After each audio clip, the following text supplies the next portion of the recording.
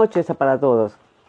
Bienvenidos a esta nueva emisión de nuestro conversatorio de los días sábados con la licenciada María Isabel Bustos Abreu. Buenas tardes para todos. Esperamos que nuestros participantes de audiencia se conecten para poder dar inicio a este live. Buenas noches, Siria. Buenas noches, Mariagni. Buenas noches a todas las personas que se incorporan en este momento a esta transmisión.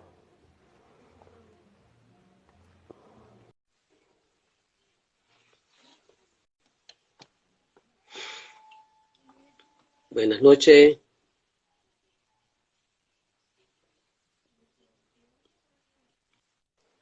Aquí está llegando Hola. María Isabel. Hola, buenas noches. Hola, buenas ¿Estás? noches. Estamos bien aquí, ¿verdad?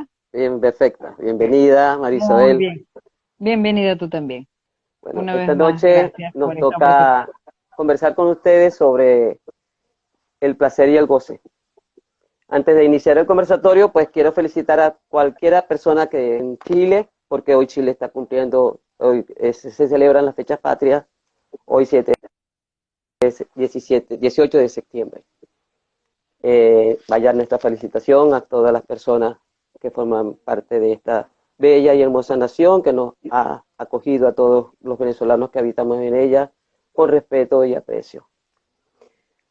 Para iniciar nuestro conversatorio voy a presentar a mi compañera de siempre, mi estimada amiga María Isabel, que es licenciada en, en trabajo social, además de una magíster en antropología social y cultural y representante de la Universidad del Zulia del eje transversal por la paz, así como profesora e investigadora de la misma.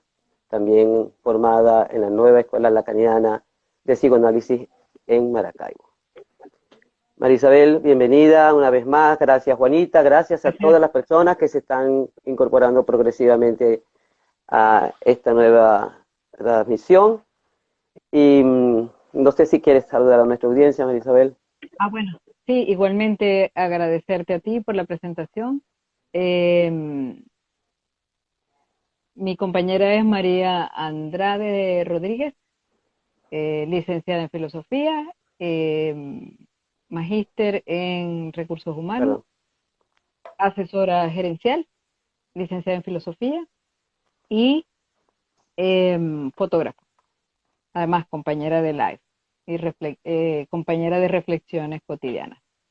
Quiero saludar también al Club Chinita del Sol, del Club de Leones de Maracaibo, el cual me honran con su presencia y que nos están apoyando en esta actividad de hoy, en este servicio. Saludo a Karina, que la veo por aquí, a Sore, saludos profe, dice Mariagni, y bueno, comenzamos. Bueno, la idea de hoy, como le decíamos, versa sobre el placer y el goce. En lo que respecta a la filosofía, ha sido un tema bastante tratado desde la filosofía griega.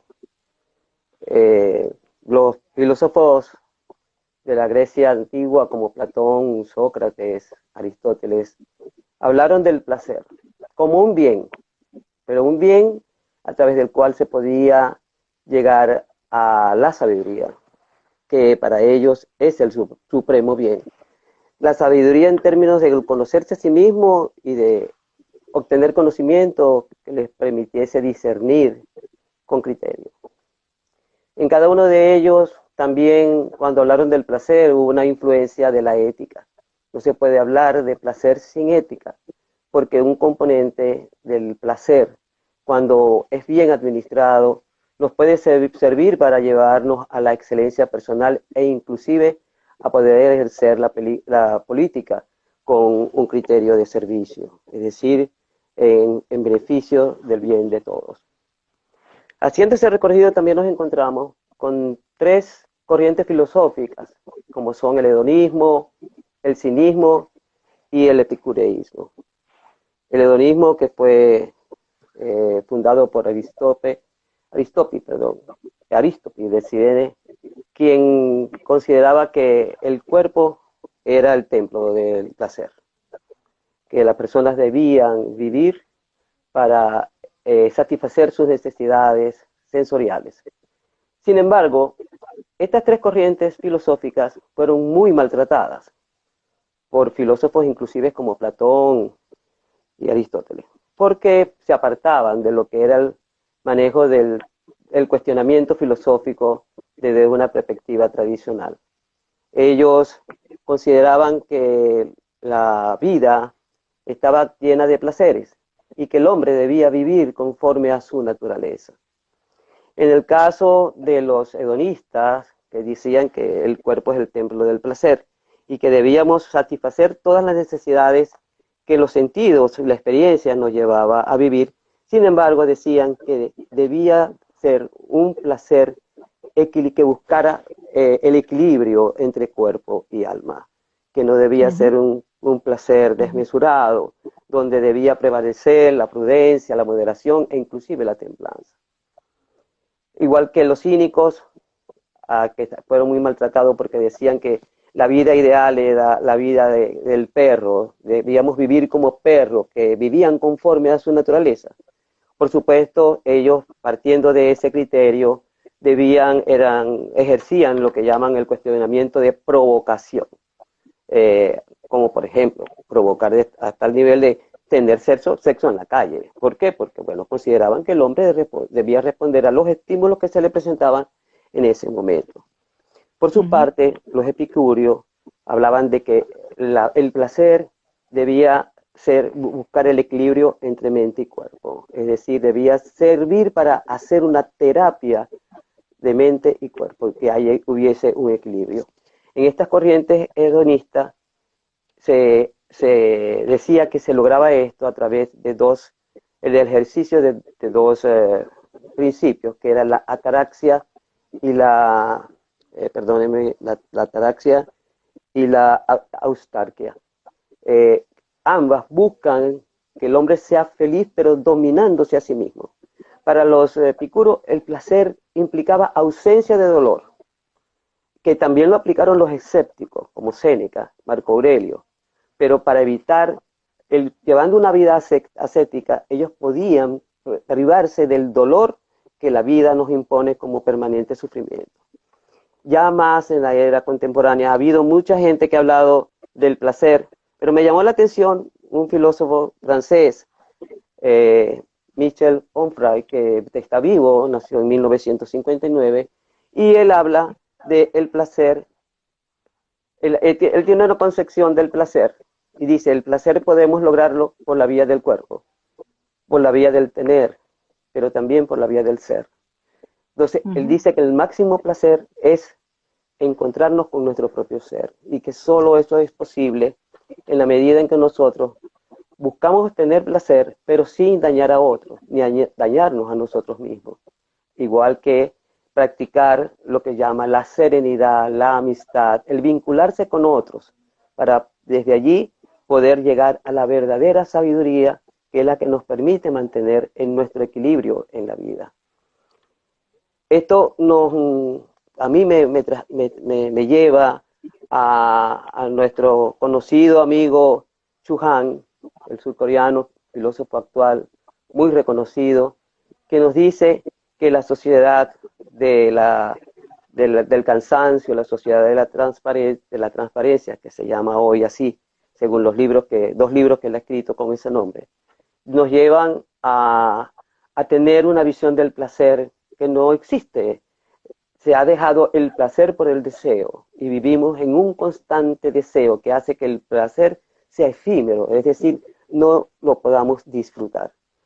¿Y por qué? Porque nosotros estamos expuestos permanentemente por tú sí puedes, tú puedes hacer esto, mostrarte como lo que él llama el capitalismo te ha llevado a que te muestres, para convertirte en esclavo de ti mismo en lugar de darte la libertad para que tú puedas ser como quieres ser. En tal sentido, a nivel de la filosofía, el placer, aunque a mi juicio, desde mi perspectiva, ha tenido una visión que no es esa desenfrenada de un placer de soltar, dar riendas sueltas a lo que nosotros, a nuestros sentimientos. Sí hay que tomar en cuenta que el placer va desde el apreciar con los sentidos las cosas que compartimos. O sea, decía Onfray, no podemos dedicarnos únicamente a mirar, a escuchar. Necesitamos sentir, necesitamos tocar, necesitamos degustar las cosas que la vida nos coloca. Y es allí donde podemos encontrar el verdadero placer que nos puede llevar a la verdadera sabiduría, a través de más de la vinculación que nosotros podamos ejercer en nuestra interacción con los otros. Placer para nosotros, placer para los demás, pero sin desenfreno y sin dañarnos mutuamente.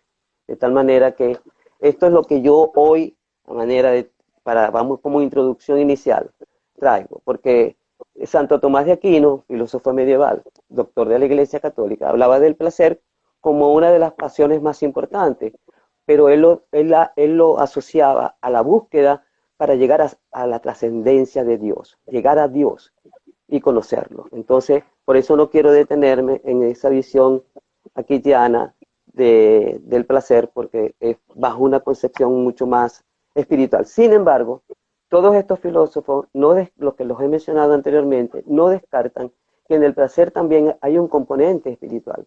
Y dice, así como hay placer físico, hay placer psíquico, hay placer estético, también hay un placer espiritual, que tiene que ver con la exaltación del alma y que está vinculada al espíritu que nos mueve para poder convivir en el mundo de una manera mucho mejor. Eso es lo que hoy yo puedo decirle a grosso modo de lo que fue mi investigación sobre este tema a nivel de la filosofía. Por supuesto, me quedo corta. Hay muchos más. Este live dura 1 hora. Hoy sí dura 1 hora porque nos quitan la transmisión en 1 hora y no puedo profundizar más en estos temas. Y además quiero que Marisabel haga sus planteamientos y la audiencia también pueda aprovechar el tiempo para hacer sus comentarios sobre las inquietudes, porque sabemos que el título ha generado inquietudes. Entonces, queremos aprovechar mucho la interacción que se pueda dar a nivel de este espacio el día de hoy. Gracias, María. Primero, reconocer y darte las gracias por este recorrido histórico que has hecho desde la filosofía y desde el mundo sobre la noción de placer, de satisfacción e incluso de éxtasis, ¿no? Que sería el placer más sublime, que es el placer espiritual, ¿no? Ahora, yo quería aclarar dos cosas como siempre, ¿no?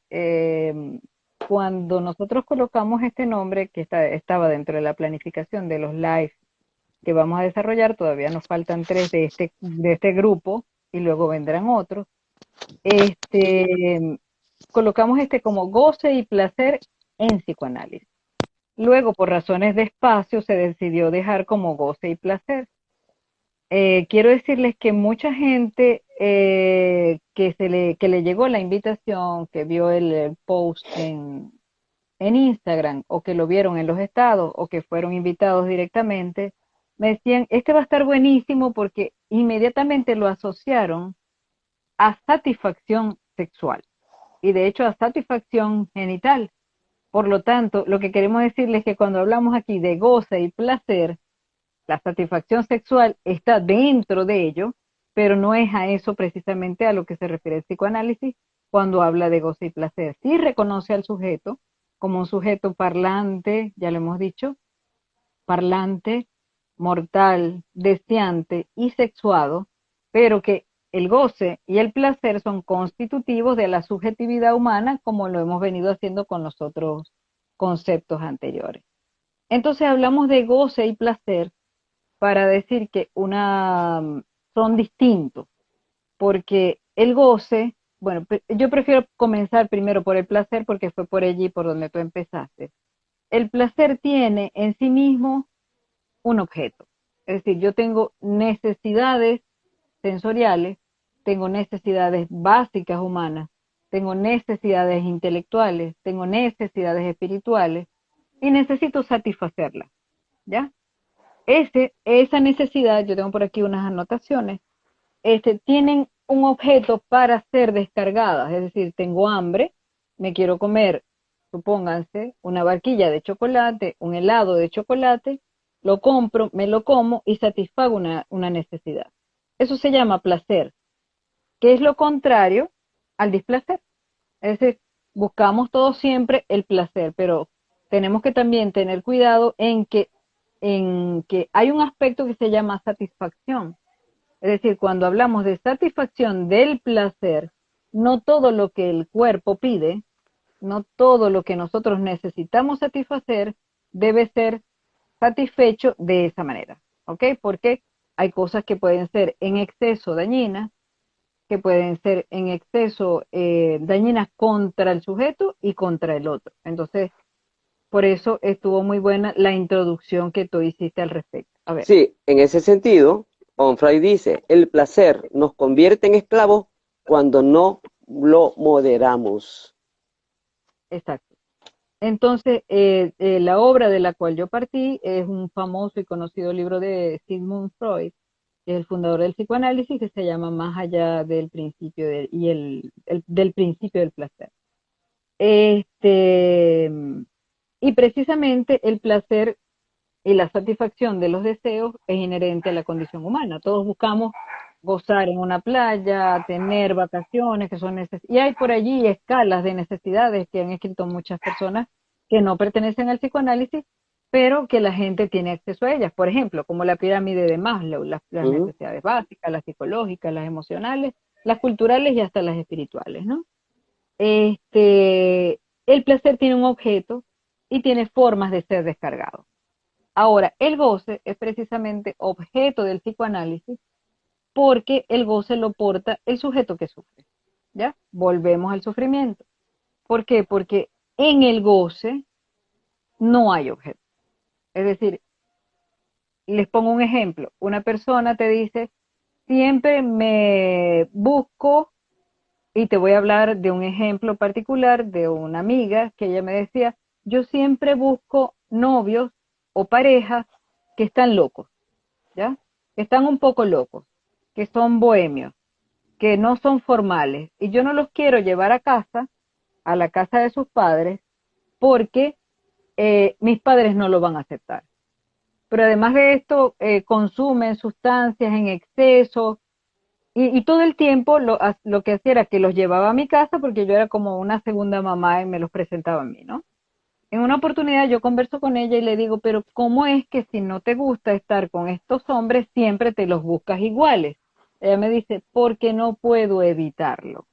Es decir, hay algo en su inconsciente que le dice, búscate a este tipo de hombres que ella definía que estaban locos, que eran bohemios, que había que luchar y trabajar con ellos y que ella no los quería. Y de tanto decírmelo, una vez le dije, hagamos un ejercicio de imaginación. Supongamos que tienes un novio que se viste formalmente, que estudia en una universidad, que no tiene ningún vicio reconocido, que celebra contigo todos los aniversarios, todos los meses, y que te lleva un ramo de flores cada 6 meses. Y te lleva a almorzar, conoce a tus padres, y cuando voy por la mitad de describirle al hombre perfecto, me dice, no, no, no, no, no, yo no quiero saber de eso, porque antes de eso me había dicho, es que yo necesito un hombre que si yo le pido un sombrero mexicano con un helado arriba y que me lo busque en la luna, que me lo traiga. Entonces, ¿qué estaba haciendo ella? Buscando un hombre imposible. O buscaba un hombre que estuviera loco para arreglarlo, o un hombre imposible. Y este que ella llamaba loco, o alocado, o enfermo, ella quería arreglarlo. Pero no podía dejar de estar con ellos. Es decir, aquello que me duele, pero que me produce satisfacción, es lo que en psicoanálisis se llama gozo. Que no Y necesariamente es placer. hay algo de placer en eso, pero hay dolor, ¿ya? Entonces el psicoanálisis intenta buscar cuál fue la huella que se dejó cuando el sujeto estaba pequeño, que de alguna manera está buscando llenar ese faltante y ese vacío que se muestra ahora cuando está adulto, que dice, yo quiero tener siempre un novio que esté alocado o que tenga algún problema para yo arreglarlo, aunque yo sufra por eso. En el proceso de análisis se trata de identificar en qué momento, qué fue lo que sucedió, que yo quiero buscar ese tipo de persona para que luego eso que se llama goce se convierta en gozo. No sé si se entiende. Por favor, les agradecemos que las preguntas que tengan a bien hacer las coloquen en el icono de la interrogación o los comentarios inclusive también, si son tan amables, podamos desarrollarlo. Y otra cosa que quiero decir es una frase muy famosa de Jacques Lacan, en la escuela donde yo fui formada, es que el amor, él dice, el amor es dar lo que no se tiene a quien no sé. Es decir, yo me voy a enamorar y le quiero dar al otro ternura, le quiero dar cordura, le quiero dar una casa porque probablemente quien lo está necesitando soy yo. ¿Ya? Entonces el amor es completamente transferencial porque quiero darle al otro lo que yo no tengo. Y esa es una forma de satisfacer mi necesidad. ¿Ok? Ahí estoy plantada en el goce. ¿Por qué? Porque en el amor comenzamos diciendo, hay satisfacción y también hay dolor. Entonces el amor suele, tanto el amor madres, padres e hijos y el amor de pareja, que son los que más llegan a consulta, siempre son amores idealizados. Los hijos idealizan y endiosan a sus madres y a sus padres, ¿no? Eh, y las parejas también cuando se conocen se endiosan, se idealizan, solo ven lo positivo. Pero llega un momento en que, como si tú te encontraras un tesoro y luego te consigues este tesoro y dice Sergio Alonso Ramírez, que es en quien me basé para trabajar esto, es como que te encuentras un tesoro, recoges ese oro y dices, ay, qué bueno, y de pronto plan lo sueltas, porque es como muy bueno para ti. Porque detrás de esa idealización está lo que el otro es, que no te gusta tanto. Entonces la gente, o sea, las personas que escogemos para estar con nosotros, que son las parejas, y las que no escogemos, que son los padres, siempre van a tener hacia nosotros cosas de placer, asuntos que tengan que ver con el placer y asuntos que tengan que ver con el displacer. O sea, subimos y bajamos perennemente en eso. ¿Ya? Onfray dice que deseamos más de lo que gozamos. Deseamos más de lo que gozamos. Y en ese sentido a mí se me plantea una pregunta. A ver, ¿Puede existir el placer sin deseo? ¿puede existir el placer sin deseo? Sí, sí puede existir el placer sin deseo. Porque tú, sin estar buscando algo, alguien te puede dar una sorpresa. Por ejemplo, puedes aparecer, salir a calle y ver un día maravilloso y hay placer. Puede llegar alguien y darte una alimentación y tú no la deseabas, un regalo gastronómico y lo degustaste y te gustó, ¿ok? No el placer no siempre va a depender de tu deseo. Hablando del deseo en letras mayúsculas tal y como lo define el psicoanálisis, ¿ya?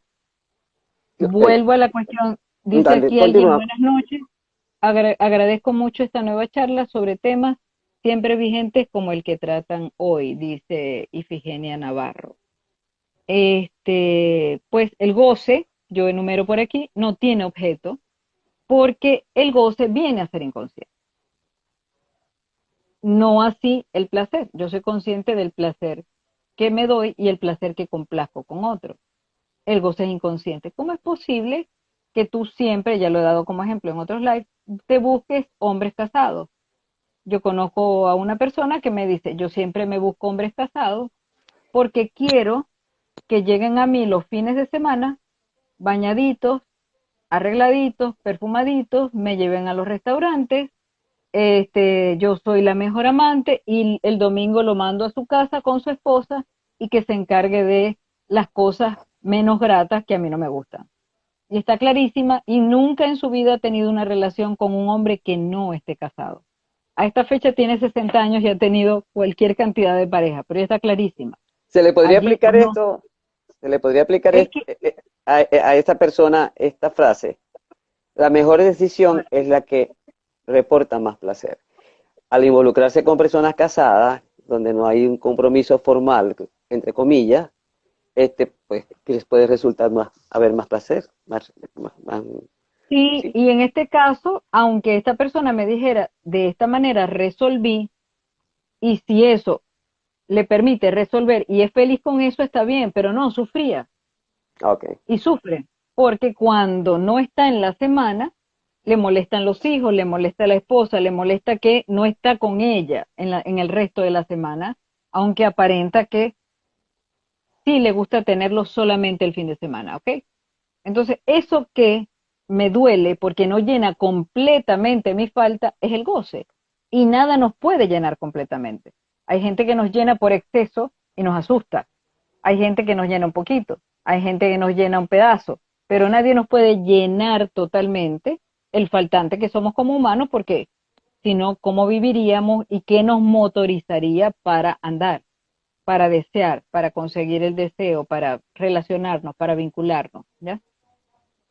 Podrían ser por ejemplo, la amistad o la serenidad, la paz, suficiente como para que no haya placeres sexuales, por ejemplo, para que hubiese otros placeres que nos llamaran la atención, colocarlos en un estado así de éxtasis como para que pudiéramos sentirnos 100% satisfechos y plenos para no buscar otro tipo de placeres. Bueno, el psicoanálisis originario habla de la sublimación. Por ejemplo, San Juan de la Cruz, que fue un místico, el fundador de la orden de las carmelitas, de los carmelitas descalzos, hablaba en el Cantar de los Cantares, de una relación de amor entre Dios y la iglesia, entre el Dios cristiano y la iglesia. Y eso es un éxtasis. Se dice que los sacerdotes, los religiosos, los monjes budistas subliman su líbido sexual hacia la oración, hacia el sacrificio, hacia el silencio, la castidad, la pobreza, ¿ya? Pero creo que uno no excluye al otro, a menos que en el sujeto o en el cuerpo de creencias al cual pertenezca, la satisfacción de sus deseos físicos, la sexualidad, que es una necesidad básica humana, como comer, como vestirse, como ir al baño, es una necesidad básica, sea convertida en un pecado o en una cosa deleznable desde el punto de vista social. Por aquí está diciendo, ya va, Juanita, ya, Juanita dice, entonces el goce es inherente al ser humano. Sí, el goce es inherente al ser humano porque solemos buscar, como ya dije, aquello que nos hizo sufrir cuando estábamos pequeños, aquella falta que nos quedó. Doy un ejemplo, la chica que es siempre niña, tiene 43, 45, 47 años y se sigue comportando como una niña que busca y se comporta como una bebé porque está buscando un papá. Probablemente ella quedó en aquella huella del papá que se le fue cuando estaba pequeña, ¿ya? O de Ujú. la mamá que siempre la trató como bebé y no le dijo, haz las cosas por ti misma. O de las madres estragosas que tuvieron una hija y le dijeron, es que yo te tuve para que cuando yo estuviera mayor, tú cuidaras de mí. Y no la dejó ser en su propio deseo. Entonces, eso pudiera pasar en estos casos, ¿no? Por aquí dice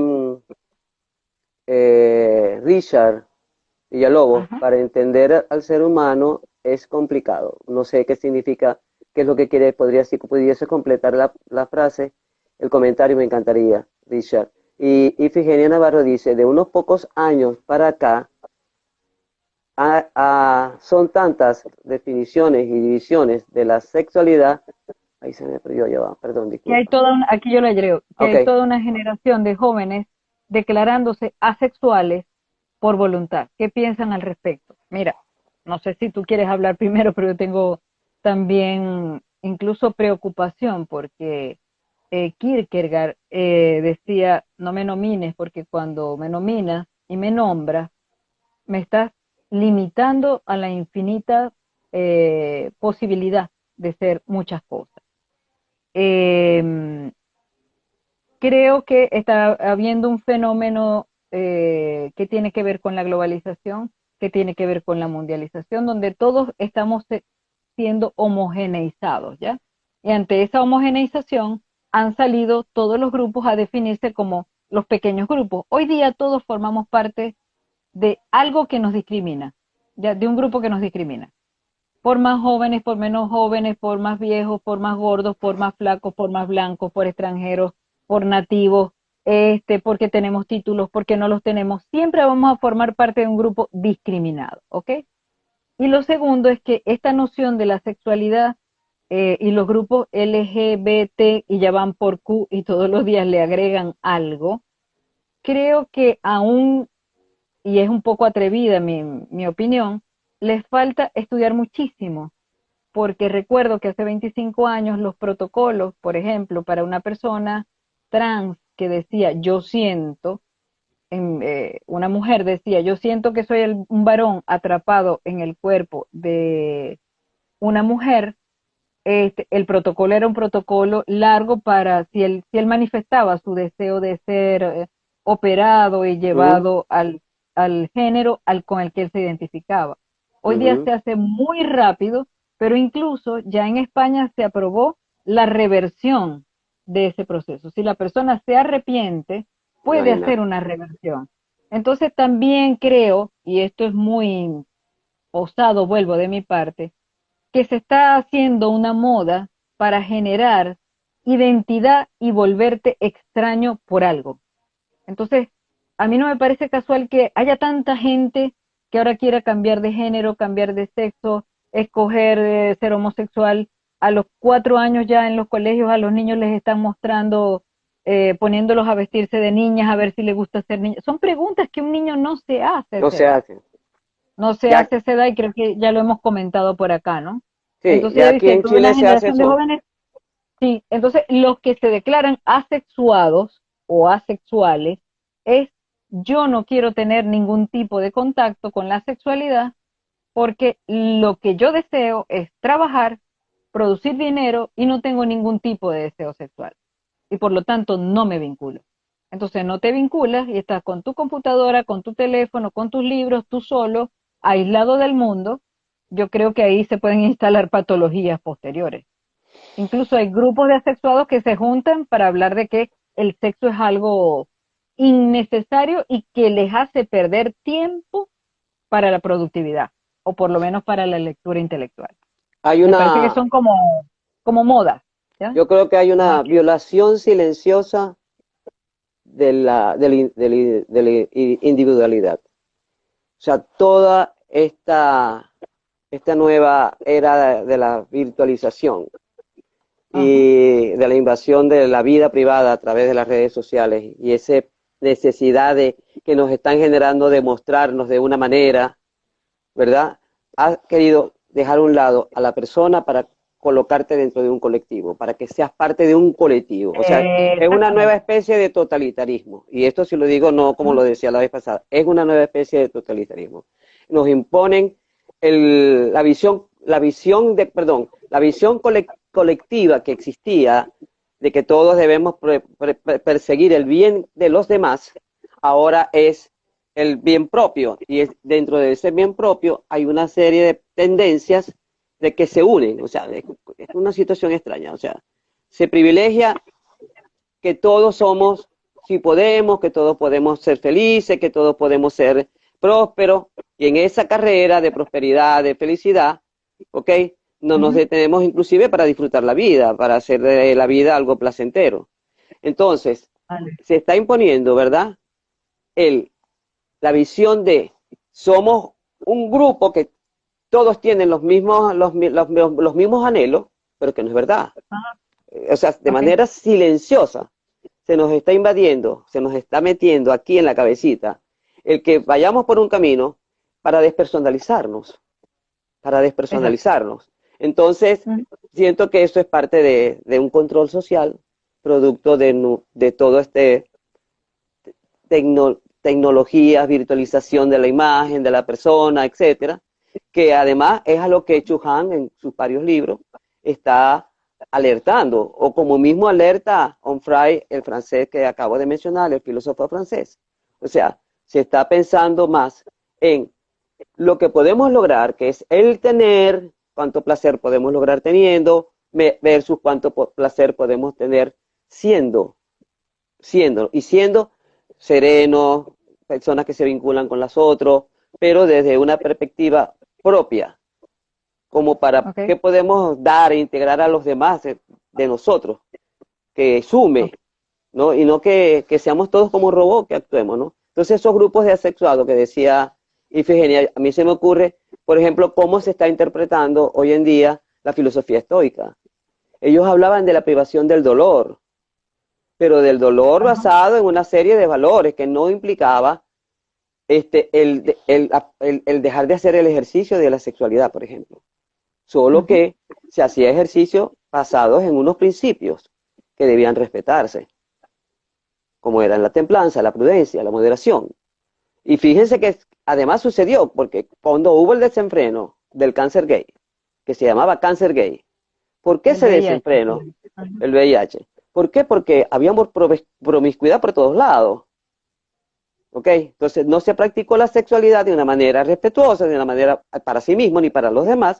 Y entonces sucedió todo esto que, bueno, terminó siendo que no era un cáncer gay como se decía, sino que era un virus que había llegado y que solamente a personas podían ser heterosexuales o no, pero que vivían una vida licenciosa, podían llegar a sufrirlo o por algunas No, y sin situaciones. embargo, las estadísticas a nivel mundial siempre demostraron respecto a ese caso que el más alto índice de contagio de VIH-Sida lo tenían las personas heterosexuales, no los homosexuales, ¿no? Entonces, No, fíjate sí, lo que, pero cómo en hay aquel un momento cuando señalamiento. comenzó se decía Ah, de hecho se le etiquetó así. Ya después vinieron estudios que pudieron referir eso que tú estás diciendo ahorita, ¿no? ajá, Pero inicialmente sí, se le colocó inmediatamente la etiqueta de cáncer gay, exacto. ¿ok? De Entonces hecho, volviendo a las, ajá, dime. yo creo que eso tiene que ver con tendencia. La gente se mete en la cola de ciertas ideas sin realmente pensarlo, es porque es como que hay que meterse allí, ¿no? Es como Sí, En Forrest Gump pasaba. El tipo se metía en un lugar y la gente le preguntaba, y él simplemente le decían, corra, y él corría. A él le decían, usted es bueno para jugar ping-pong, y él jugaba ping-pong, jugaba ping-pong, jugaba ping-pong, así como sin razonar las cosas, simplemente porque hay que meterse en esa ola, ¿no? sí, en Simplemente. una ola de moda De y sin moda un y, sentido, bueno, sin un eso yo sentido. pienso, eso yo pienso. Sí, ok. A ver qué hay No, por aquí más. no, no, no, no creo que hay más preguntas sobre el asunto del el goce. Quiere decir, por ejemplo, ¿no? Volviendo al asunto de las parejas que son los que más llegan a la clínica o la gente que más pide ayuda. Son las dificultades en la pareja, ¿no? Y las dificultades en la pareja, porque después que pasa el periodo de la euforia, el periodo del enamoramiento y empieza el periodo del amor y de la pasión, este, comienza lo que decía yo, la aparición del real, de lo real, o sea, quién eres tú en la vida cotidiana. Entonces hay cosas del otro que me molestan, pero yo sigo allí en esa relación, que me producen angustia, pero sigo allí, pero que hay pelea, pero sigo allí. No importa, es que precisamente el psicoanálisis dice, donde hay goce, hay relación. Fíjate que donde no hay goce, es decir, donde no hay diferencias, donde no hay posibilidad de pelea, no existe relación. En las telenovelas, cuando todos son felices, la telenovela termina.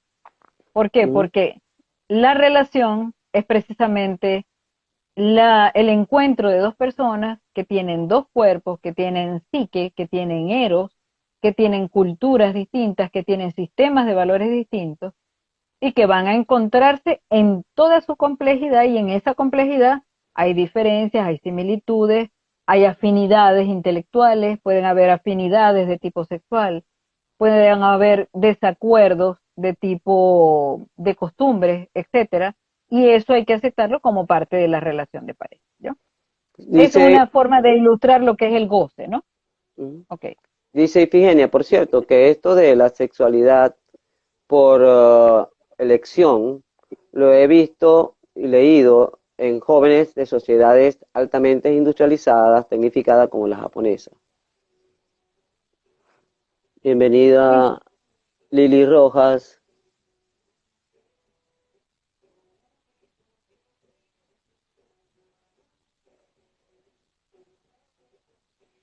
Ok, ella dice esto sobre la sociedad japonesa.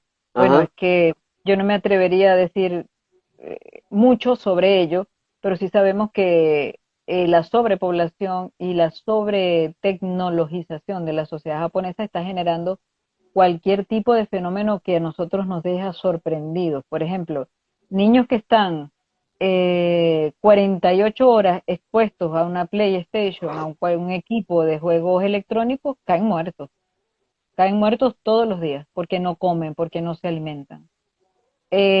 O niños que están sustituyendo a sus novias y a sus parejas por un equipo eh, cibernético, que incluso hay una serie en Netflix que habla de eso, un chico que tiene una novia desde hace años y la carga en un celular y duerme con ella y la acuesta en la cama y ella tiene nombre, un cyborg, ¿no? Que Ujú. ha creado para sí. Entonces, no conozco sobre este dato que está dando Ifigenia y se lo agradezco, pero no me extraña que suceda en la sociedad japonesa que está tecnologizando todo y cada día está más alejada la gente de sí misma en el sentido humano, en el sentido corporal. ¿Ya?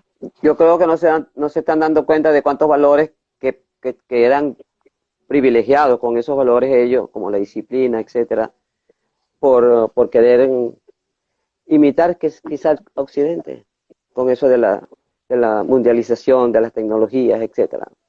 Yo creo que eso es Exacto. un amigo no muy bueno. ¿Hay otra pregunta por allí? Por ahora no veo más preguntas. Ok, otro asunto que yo quería traer acá es que el goce siempre genera angustia y por eso el sujeto que tiene goce, que dice yo no, yo lo quiero, por ejemplo, a la pareja, pero no puedo dejar de verlo a pesar de que, sí, por ejemplo, me golpea, pero no me golpea fuerte, y yo lo sigo amando y no puedo dejar de estar con él. Esa persona está no queriendo ver que la otra persona está siendo nociva para su estabilidad psíquica y está siendo nociva para su salud. Hay gente que llega a consulta diciendo, uno les pregunta, pero usted es una persona maltratada, usted es una mujer maltratada, y te pueden decir perfectamente, sí, mi marido, no, él no me maltrata, él solamente me ala el pelo o solamente me ha empujado. Y me dice groserías, pero cuando está molesto, después me trae flores o me ha traído comida o me trae algo, un helado, pero no, violento no es. Eh, pero llega a la consulta con angustia. ¿Por qué? Porque está sosteniendo una vinculación que le hace daño porque siente amor hacia ese sujeto y por lo tanto entonces se somete a ese sujeto que supone que es lo único que tiene. Entonces, como es lo único que tengo, me someto y lo sostengo porque es preferible tener a alguien que no tener nada. Es decir, hay por ahí un dicho popular que dice, es preferible estar solo que mal acompañado. A mí Ujú. la realidad me dice lo contrario. El ser humano prefiere estar mal acompañado que solo, ¿ya?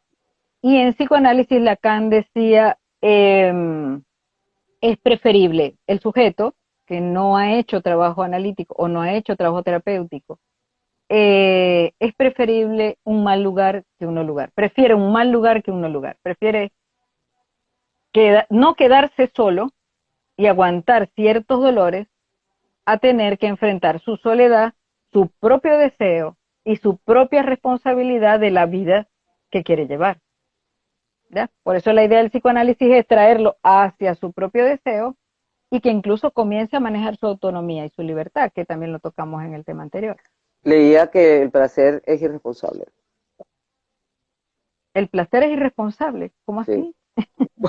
Por lo, porque a veces llega y lo tomas, lo disfrutas, pero las consecuencias de haberlo tomado sin haber decidido si realmente es lo que te conviene.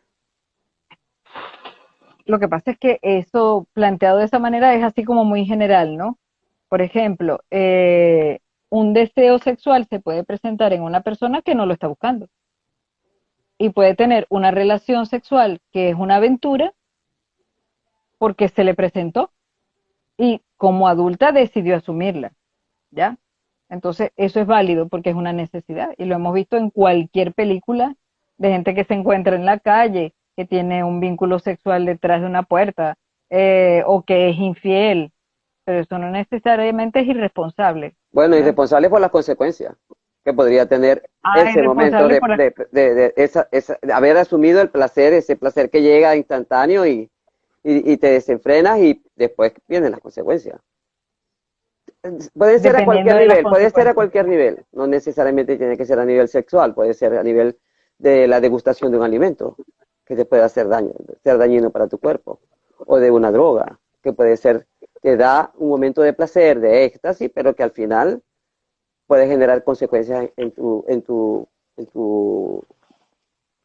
manera de sentir al terminar el goce.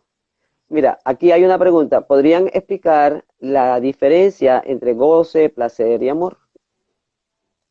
Sí, es que ya lo dijimos, ¿no? El goce es fundamentalmente el que aparece cuando el goce no tiene objeto. El goce está disfrutando y sintiendo dolor a la vez por algo que ya perdió. Es decir, las cosas no son como yo quisiera que fueran, ¿ya? Por eso el goce es inconsciente. Y se goza de lo que fue, pero ya no es. O sea, cuando yo lo conocí, él era un príncipe azul, venía, me trataba bien, y ahora ha cambiado tanto. Entonces sigo gozando con aquel que yo conocí y no en el que se convirtió. Por lo tanto, el goce no tiene objeto, está en la idea y está en la idealización que tuvo al inicio y está en el inconsciente. En cambio, el placer sí tiene objeto y sí tiene forma de ser descargado. ¿Ya? Decía goce, placer y Y amor, ¿cuál es el otro? y amor, y amor, y Y amor. amor. Bueno, el amor es, yo vuelvo, tal como dice Lacan, es dar lo que no se tiene a quien no se es. Porque el O sea, amor, eso significa cómo. ¿Puedes explicarlo un poco mejor? Porque a mí me resulta un poquito complicado. es decir, de acuerdo a Lacan, de acuerdo al psicoanálisis, lo que nosotros llamamos amor, que todos los sujetos necesitamos amar y ser amados. Cuando yo me fijo en alguien, me voy a fijar precisamente en una persona donde yo voy a poner mis necesidades, ¿ya? Entonces, si veo que aquella persona me gustó de ella, su intelectualidad, probablemente lo que me está gustando es la intelectualidad que yo necesito, Ah, ok, ¿ya? sí, ya te Es entendí. tratar de darle a ella lo que yo necesito, ¿ya? Ok, pero Entonces, eso no es malo, porque no, esto puede hablar eso de no es malo. complementariedad, ¿no? Lo Sí, es importante que es... también lo que nosotros llamamos transferencia, o sea, le Ujú. pongo al otro lo que yo necesito. Claro, esto es una forma muy provocadora que usaba Lacan para definir las cosas, pero entonces el amor es ese estado de enamoramiento que puede ser de pareja, puede ser amor de madre, amor de hijos, amor de familia, amor de amigos, amor de compañeros, que tiene que ver con un estado eh, psíquico y un estado corporal que tiene formas de ser manifestado y que tiene que ver con la pulsión de vida. ¿Ya? Dice Isaías, y que sea, yo sí, perdón, Ángel Urbina, discúlpame que siempre te confundo, Ángel, bienvenido. ¿El placer lleva al goce o viceversa? Todo goce tiene placer, todo goce tiene un placer. Es decir, ¿cómo puedes seguir tú con una persona con la que sufres? ¿Ya? Entonces, la idea del psicoanálisis es convertir ese goce en gozo, que la persona de alguna manera haga consciente, no haga consciente, se percate en el proceso analítico, aparezca la razón que le hace estar allí a pesar de que está sufriendo. Puede dejar la relación o cambiar de lugar en la relación, es decir, no seguir sufriendo, ¿ya? Me decía, la pregunta es, ¿me la repites otra vez? La de Ángel Urbina. Un Ajá, momentito, sí, ya va, un momentito. Se me pierden las preguntas, por eso insistimos en el que se icono de mueve. en el icono de la interrogación. Dice aquí, eh, Ifigenia, mientras busco la pregunta de Ángel, no puedo dejar de asociar la palabra goce a la escultura de Bernini, de Santa Teresa transfigurada o en estado de transverberación. Transverberación. Ah, cuando ella escribió los Bueno, éxtasis, ¿no? ajá, pero no, bueno, qué bueno, es un comentario, ¿no? Sí, El éxtasis místico. ajá. Bueno, eso es un placer, es una forma de sentir placer, Sí, una forma porque de es sentir contactar con Dios, un para gran ella lo gozo, importante es Dios y contacta con Él y, o sea, un un poco gran gozo. Que lo aquí que, decidimos no llamarlo gozo al que no es goce, Ok. porque como el goce generalmente se asocia al goce místico, al gozo místico, que es el placer, entonces nosotros lo llamamos goce y placer, para ubicarlo en el cuerpo. Ah, no, lo que decía Ángel Urbina es, ¿el Ángel, placer lleva al goce o viceversa? Esa es o la sea, pregunta. ¿Lleva al uh, goce o viceversa? generalmente tú sientes placer de entrada por alguien o por algo que te gusta. Y después aparece el goce, porque luego aparece lo que no te gusta de ese ideal que conociste, en cualquiera de las instancias que hablemos, Sí, de y objetos, dice, de cosas, de carreras, de situaciones, de trabajos, de vocación, de relaciones de pareja, de relaciones de amigos, de todo, ¿ok? dice Ifigenia, el éxtasis de los santos ha sido retratado en el arte. Pasa que me cuesta leerlo por son letras en blanco, ¿no? Perdona, en el arte hagiográfico, como muy parecido al goce sexual. ¿Es así? ¿Son experiencias similares? Bueno, no Sí, sé, perdón. sí, ¿Ah? sí, sí, ¿Sí? sí, sí, porque es que incluso el eros se encuentra en todo el cuerpo.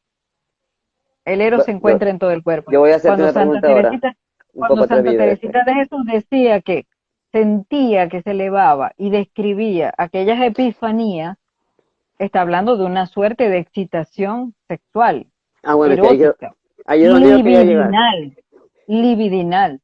O sea, Entonces, ¿se puede un asimilar éxtasis eso a un orgasmo, místico, mija? no No he sabemos. escuchado que nadie haya hablado de un orgasmo hasta ahora en términos místicos, pero sí que Perdónenme que haya un me ría, placer, no quiero faltar un, el respeto, pero un orgasmo, el mayor éxtasis, digo, ¿cuál es? esto, por eso se diferencia en los santos como éxtasis, como epifanía, ¿ya? Por eso decía los sacerdotes, los grandes místicos que han hecho votos de castidad, subliman esta necesidad erógena hacia el servicio, hacia la oración, hacia la soledad. Entonces sí pueden tener un éxtasis que es eros. ¿Por qué? Porque se encuentra en el cuerpo y se siente en el cuerpo. Ya, Y ahí relato, como diría la misma Ifigenia, hay ríos de tinta al respecto en la historia de los santos de la iglesia cristiana. claro. Pasa que la historia la escriben las personas Exacto. y están condicionadas por lo que escriben, de Ajá. sus creencias. Dijiste que ibas a decir algo, dijiste que ibas a decir No, algo. no, no. No, ya hice la pregunta, mientras, disculpa que te interrumpía, Ah, pero tenía que ver ok, con eso, ¿no? ok. Que si ese éxtasis era parecido a un orgasmo, pues.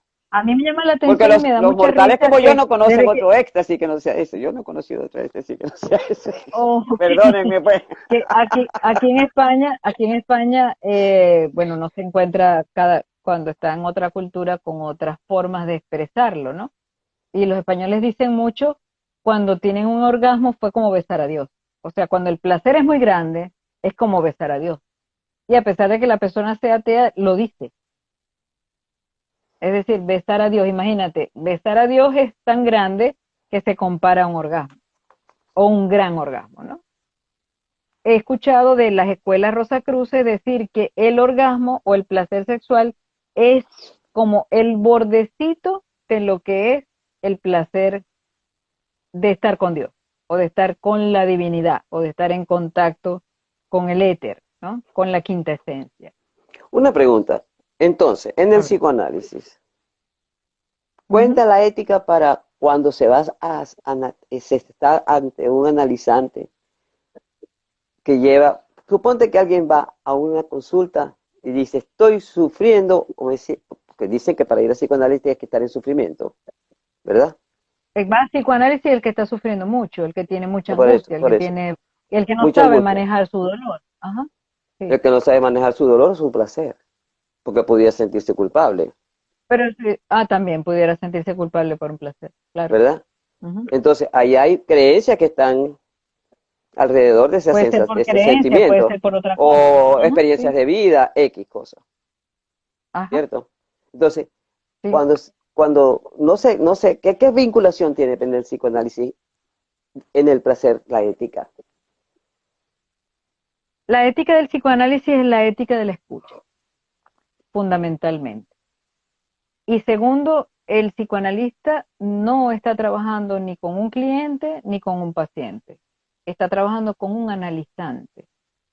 Por lo tanto, la relación no es una relación intersubjetiva entre un terapeuta y una persona que está enferma, sino que es una relación entre un analista, o sea, una persona que funge de analista, no es él mismo en su nombre, no soy María Isabel, sino el analista que hay en mí, con el inconsciente del otro sujeto, ¿ya? Entonces es un proceso, la ética primero es una ética de la escucha, segunda es una ética del respeto por el otro en todos los sentidos, es decir, no puede haber discriminación del sufrimiento que el sujeto venga a traer a la consulta. Es decir, por eso se dice que el psicoanálisis es amoral, no inmoral, sino amoral. Todo el que venga, hay que saber, por ejemplo, una trabajadora sexual, ella se la lleva muy bien con su esposo, tiene su esposo y mantiene su casa con relaciones sexuales comerciales en la calle, pero resulta que ella viene a consulta no por el asunto de su trabajo sexual. Ella viene a consulta porque tiene una angustia porque no sabe manejar los conflictos que se le presentan con un hijo adolescente. Yo tuve un caso así con una estudiante.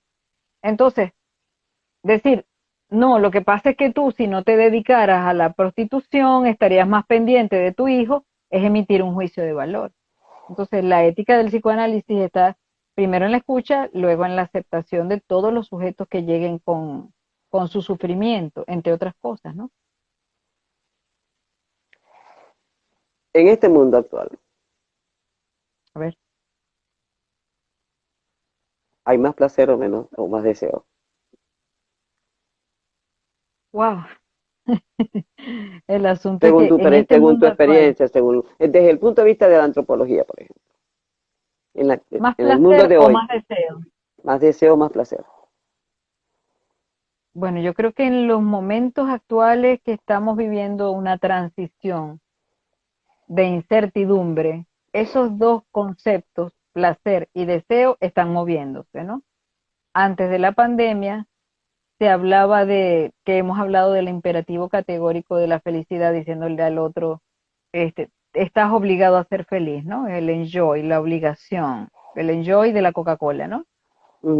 Entonces, el deseo es el que el sujeto identifica hacia dónde me quiero mover en todas las dimensiones de mi vida, ¿ya? Ujú. Y el placer son las satisfacciones que yo me doy. Entonces, ¿qué hay más y qué hay menos? Mira, no sé, no sé responder esa pregunta porque estamos hablando del planeta, que sí tiene una tendencia, de acuerdo a los teóricos y a los filósofos actuales, a que se sobreponga el deseo por el consumo.